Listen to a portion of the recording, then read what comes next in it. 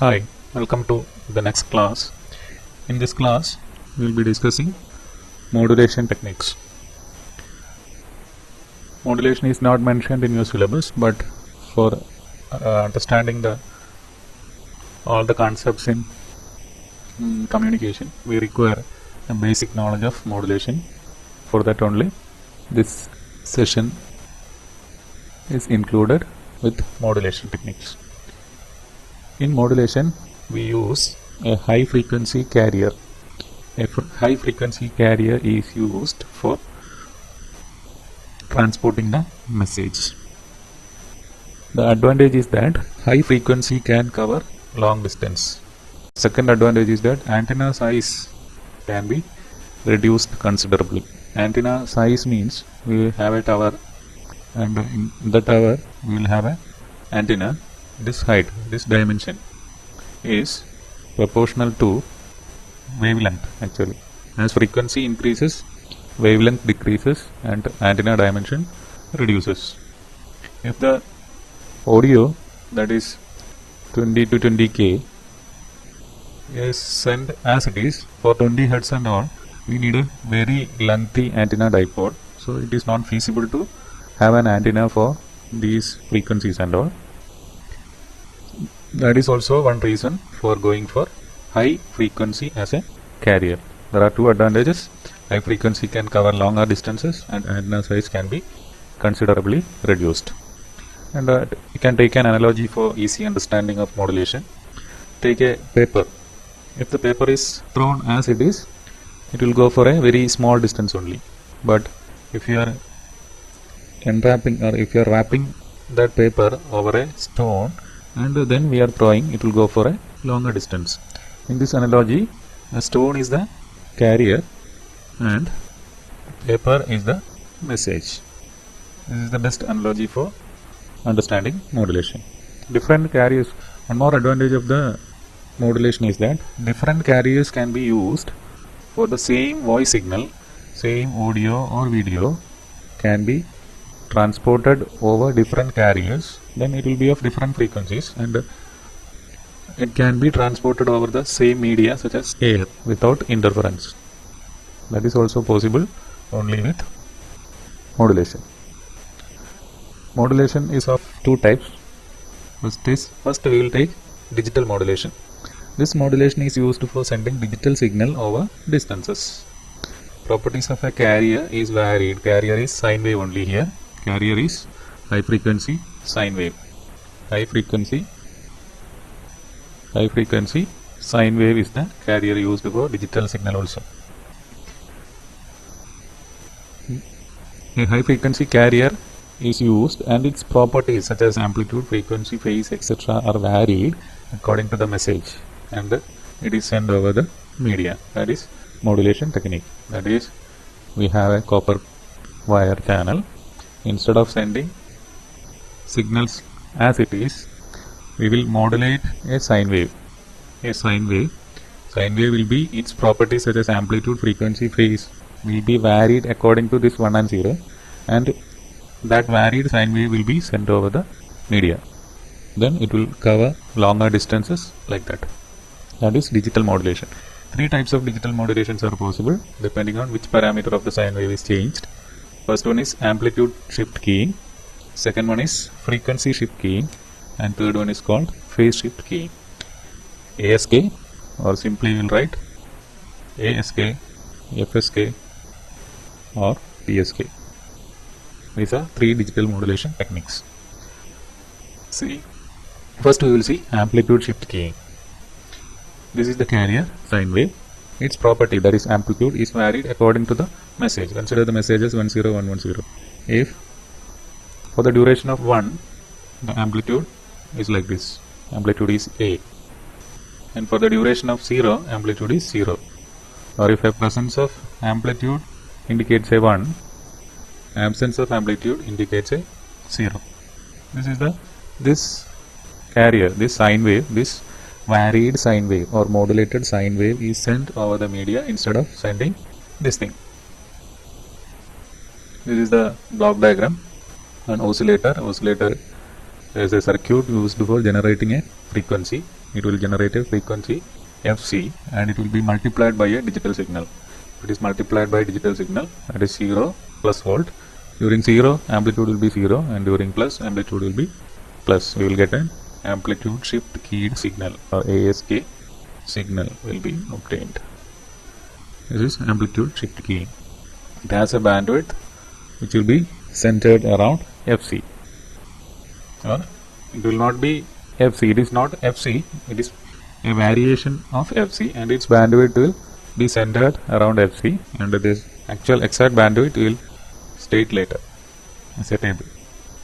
Now we have frequency shift keying. In frequency shift keying, the frequency of the carrier is varied according to the message. That is, for 1 a high frequency is transported, for 0 a low frequency is transported. You can see this is high frequency, its cycles are very close, its low frequency, in this cycles are very far apart. So this is a high and this is a low frequency. This shift keying is called frequency shift keying, and it is obtained by using a circuit called voltage controlled oscillator. This is another oscillator. Oscillator is a waveform generator. Oscillator is basically a waveform generator, and in this particular oscillator, which is voltage controlled oscillator, this will generate a frequency which is dependent on the voltage given as the input. Since digital signal is given as input, in case of positive voltage the frequency will be more, and in case of negative or 0 volt, in case of 0 the frequency will be less, and that's how we obtain a frequency shift keying, or FSK. Now the third one is phase shift keying, or PSK. In this, the phase of the carrier is shifted according to the message. That is, phase means where it starts, where the waveform starts, that is actually phase. For 1 it starts from here and goes upwards. For 0 the phase shift signal shifted by 180 degree, that is, it starts downwards and reaches here. One is 0 degree phase, this is 180 degree phase, and just opposite, 0 degree 180 degree. Signals are opposite phase signals are transported for 1 and 0. This is obtained by the same multiplier circuit with the DC limited. DC is like this, so we will get a negative. This is a positive, this is plus, and this is minus. Same multiplier, plus signal, minus signal, plus signal, minus signal, like that. Same oscillator multiply. Instead of applying digital signal directly, we will apply it by making 0 as negative. Then we will get phase shift keying. In both phase shift keying and frequency shift keying, amplitude is constant and power of the signal is also constant. But whereas in ASK, amplitude is not constant, amplitude varies. Therefore, average power also varies according to the message. These are all the properties of these three shift keying mechanisms.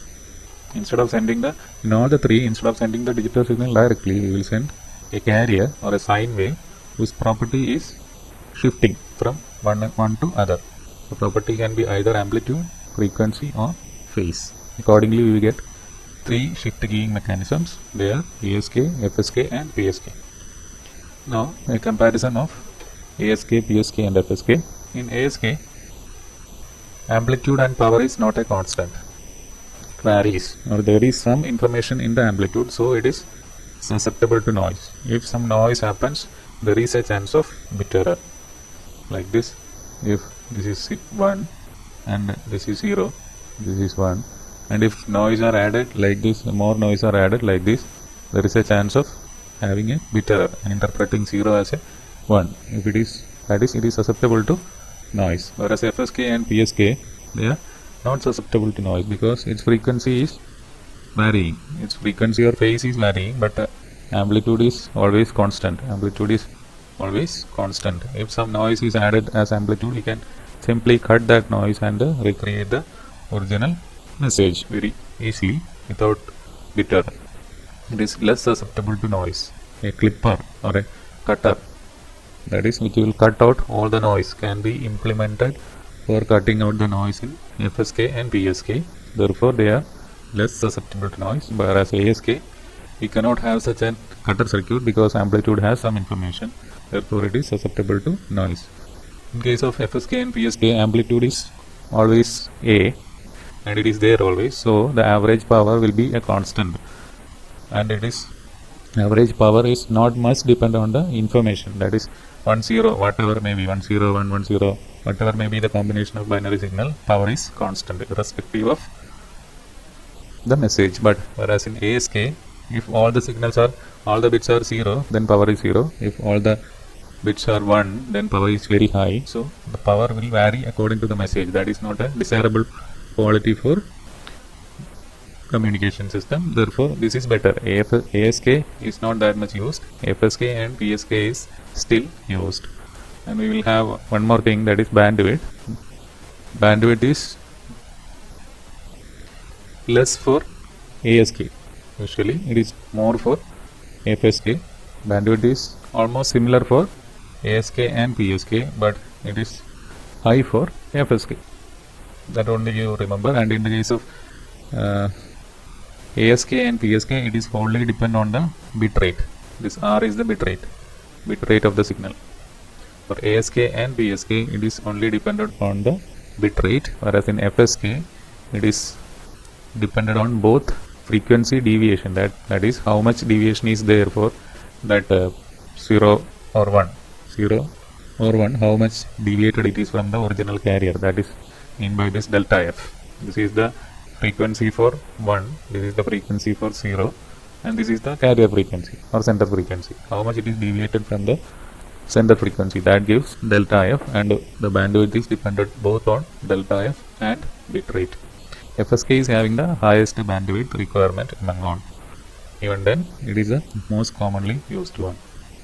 And there are higher grades of ASK, FSK, PSK, such as QPSK, QFSK, like that, which will take a 2-bit combination altogether and will send corresponding by sine wave. But that is a complicated topic. Just remember that there are higher stages or higher combinations of PSK and FSK, and they are used in practice. Keep in mind this thing, such as QPSK, QFSK, they are higher versions of PSK and FSK. Now we will see analog modulation. Analog modulation is the oldest modulation techniques used in analog communication. This also a carrier is used. Carrier is a high frequency sine wave, and properties of the carrier is varied according to the analog message. And we have in the same fashion 3 modulation techniques. These are amplitude modulation, frequency modulation, and phase modulation. This was first invented, amplitude modulation. These 2 are later invented, and digital modulation techniques were introduced after all these. So the first modulation name goes for analog modulation, and for digital modulation the name is as shift keying. The properties shifted are amplitude, frequency, and phase. We will have a brief overview of analog modulation schemes. First one is amplitude modulation. This is the message. This red one is the message, low frequency message. This is the carrier, high frequency.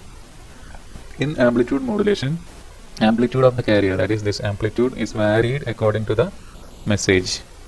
You can see this will be the modulated signal. Carrier, its amplitude is varied according to the message. Since it is analog, it is continuous in nature, and the amplitude varies continuously according to the message or modulating signal. This is a circuit. These are all done by electronic circuits. This is a typical multiplier circuit which will act as a modulating circuit. The bandwidth of AM or bandwidth of amplitude modulation is 2 times the baseband signal or 2 times the message signal. If FC, this will be FC plus FM, and this will be FC minus FM. So the bandwidth is 2 times this bandwidth for amplitude modulation. This amplitude modulation is used for AM radio, AM radio stations. AM radio broadcasting, the commercial AM radio broadcasting uses amplitude modulation. The total bandwidth required is for AM is twice the audio signal, that is BAM is 2B. Band used in AM radio transmission is like this, 530 Hz to 1700 Hz. This is the commercial AM band, and we have a bandwidth for, this is one channel, or this is one radio channel. We will say one station, Kozhikode or Trivandrum, like that. So many stations are there for this radio. One station will be having a center frequency and a bandwidth of 10K around that. See, the band can be anywhere in between this 530 kilohertz and 1700 kilohertz, and the center frequency determines the which channel it is, and every channel has a band of 10K. Now we have the second modulation technique called frequency modulation. In this is the message and this is the carrier, and the frequency of the carrier is varied according to the message. Here the message is less, or amplitude of the message is less, then frequency is less. Here amplitude is high, at that instant of time frequency is more. Here amplitude is very less, so frequency is also very less, like that. Frequency of the carrier instantaneously varies according to the message. This is also obtained by a voltage controlled oscillator, as in the frequency shift keying, and instead of digital signal we are giving analog signal as the input. That is the only difference. And bandwidth of FM channel is somewhat more. It will be 2 into 1 plus B into B, where B, this is a particular term in frequency modulation, deviation. 2 into 1 plus B, this will be always greater than 2B, which is required for AM. Bandwidth required for FM is more. But the advantage of FM is that if some noise are added like this, as we have illustrated in FSK, the same applies to here also. If some noise are added like this, we can cut off that noise by using a clipping circuit. If it is 5 volt, the voltage is always a constant at 5. If a clipping circuit which will clip all the signals above 5 volt is designed and implemented, we can get rid of almost all noises. But such a clipping circuit is not possible in the case of AM, because its amplitude has information and it will always vary. So a clipping circuit is possible in FM, and due to that it is very noise free. You might have heard FM radio channels. FM radio stations are very much having a good clarity than AM channels. That is due to one reason is this: FM is less susceptible to noise. FM is also used for commercial radio. We have this much 88 megahertz to 108 megahertz. This is used for, this frequency is allotted for FM channels everywhere, allotted for FM radio stations.